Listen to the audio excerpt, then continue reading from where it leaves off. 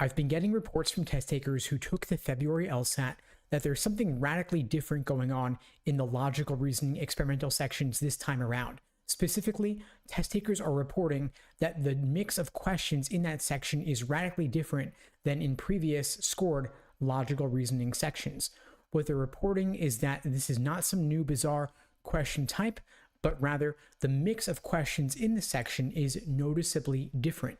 LSAC appears to be gearing up for the removal of the logic game section later this year by taking concepts tested in the logic game section and mixing them into the logical reasoning section.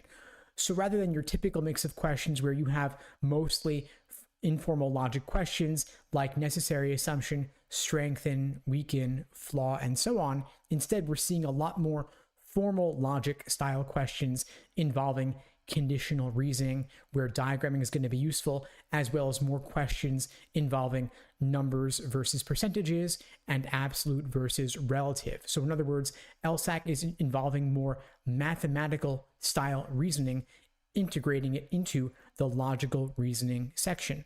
Again, they're doing this because with the removal of the logic game section later this year, after the June LSAT, LSAC wants to balance out the LSAT going forward by incorporating more of those concepts into other sections of the exam, primarily logical reasoning. So this means for those of you taking the LSAT later this year, beginning with the August LSAT, you're going to want to spend more time on these types of logical reasoning questions than you otherwise would have. Traditionally, sufficient assumption and parallel have only been a relatively small percentage of the logical reasoning section, and inference questions involving formal logic have also been a relatively low percentage of the logical reasoning section, even more so the case for questions involving numbers and percentages. Maybe you'd have 1, max 2 per section, and that would be it. Spend a lot more time on this type of question than you would have otherwise. So again, just to recap, inference questions must be true and most strongly supported primarily. In the past, maybe a couple of these would have involved diagramming, most would not have. You're going to want to brush up on your ability to parse out formal logic stimuli in inference questions and get better at diagramming this type of stimulus.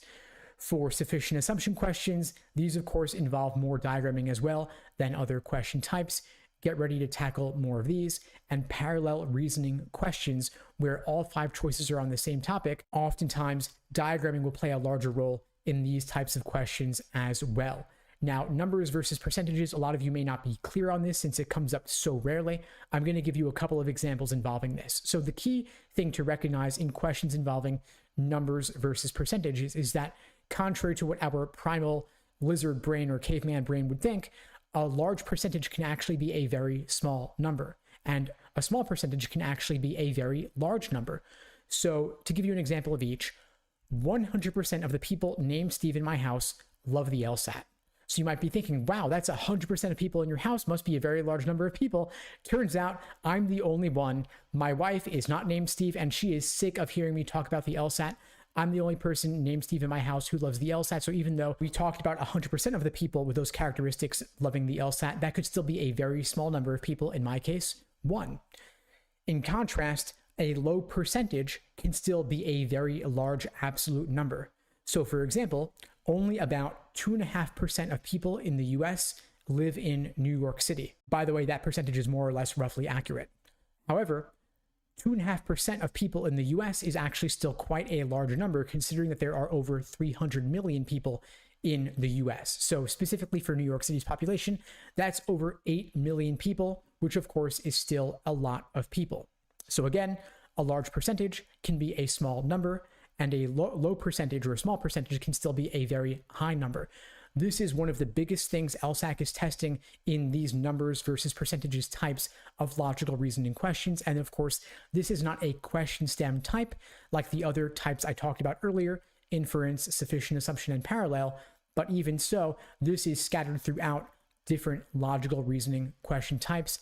As I always say, it's not just about the question stem type, it's also about the method of reasoning in the stimulus, which is of course especially true of these numbers versus percentages questions. So make sure that you brush up on these, whether you're taking the LSAT before logic games is removed or after logic games is removed. These question types are crucial to scoring in the 170, since of course you can't leave any points on the table if you want a top score. Now, if you are looking for a score in the 170s, there are a variety of ways I can support you to help you get there. At LSAT Unplugged, we offer live online classes via Zoom, on-demand video courses, small group coaching, and one-on-one coaching. You can check out the links below this video to find out more and to book a call with me and my team. We'd be glad to help you out. And in the meantime, I'll wish you all the best and take care.